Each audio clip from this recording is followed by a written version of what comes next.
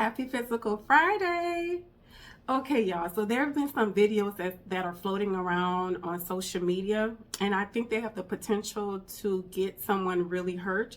Let's take a look at one of the videos right now. Black folks, they've been lying to us about our high blood pressure. Stuff like lisinopril, amlodipine, lovastatin, and water pills ain't meant for our bodies and put me on my deathbed. I found a 100% natural way to get off all these pills in just 6 weeks. You must not your struggle. So these types of videos and memes seem to encourage people to stop taking their blood pressure medication. I have patients whose blood pressure run in the 160s, 170s, 180s, 190s, and even the 200s. And they stop taking blood pressure medications based on videos and memes like this one. What I tell those patients is you are literally playing Russian roulette with your life. It's possible for you to have a heart attack or stroke at any minute. Think of your blood vessels like a balloon. They have elasticity. They need to move when we move. So just like a balloon, what happens to a balloon when it has too much pressure? It pops. So that's exactly what happens to patients when they have a hemorrhagic stroke. You can also think of your blood vessels like plumbing. So we have blood vessels running throughout our body. They connect and meet up. They go to a main line. That's the heart, but they're running throughout the body. So what happens if one of these blood vessels gets blocked? It cannot feed into anything that's on the line below it. So what happens is all the tissues that come after that blood vessel no longer have blood flow and they die. So that's what happens when someone has a heart attack. We all have plaque throughout our body. When you have that pressure pumping and pushing and forcing its way through the blood vessel, it forces that plaque to break loose. It starts going into the bloodstream.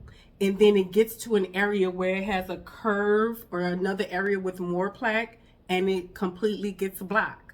So that's what happens when it gets into these teeny tiny blood vessels that we have in the heart. Let's go through some of the things that I hear patients say in the clinic. When patients tell me that they've stopped taking their blood pressure medications because of memes like this, they say, I know my blood pressure isn't high. I can feel when my blood pressure is high, and it hasn't been high. So I take their blood pressure in the clinic. Blood pressure is 180 over 102. And I ask them if they feel it. No, they didn't feel anything. So then when we take the blood pressure in the clinic and it's high, the next most common response is, oh, I've been stressed out lately. You know, that's the reason that my blood pressure is high. So when someone is stressed, that is a momentary increase in high blood pressure. That is not something that sustains all day long. High blood pressure that's caused by stress lasts a few minutes. It doesn't last hours or days. Even if that is the case, that your high blood pressure is just caused because of stress and it's lasting throughout the day, you still need some type of intervention to bring the blood pressure down. The reality is that most people cannot feel it in their body when something is wrong. Most people cannot feel when their blood pressure is high. God gave us these amazing bodies, and what happens is the body compensates. The blood pressure is high. Initially, some people, if they catch it early, they may have a headache and catch that it happens, but what happens is most people brush it off to say that it's something else, and they live with it for years and years and years. And the body starts to compensate. It actually gets used to the high blood pressure.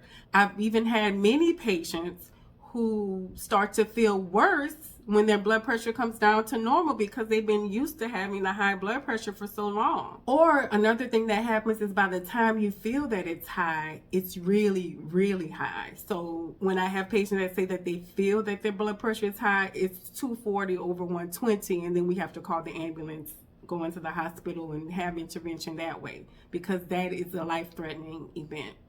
When I have patients whose blood pressure is running in the 160s, 170s, 180s, 190s, and 200s, and they've stopped taking medication, I make it clear that they're playing Russian roulette with their lives.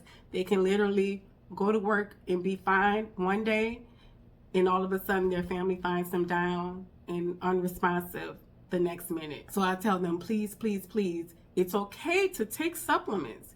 You can take the supplement and take your blood pressure.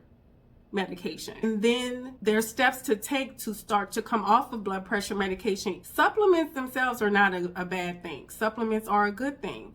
And I encourage the patients that they should continue taking the supplement. However, the blood pressure still has to be monitored. If the CMOS is, or any supplement is helping the blood pressure still needs to be monitored. And as the blood pressure starts to come down, then medications can be adjusted. And I've had many patients come off of blood pressure medication, but not until their blood pressure was within the normal limits. So that means that depending on their age, the blood pressure is anywhere in the 120s, 130s, 140s, depending on their age.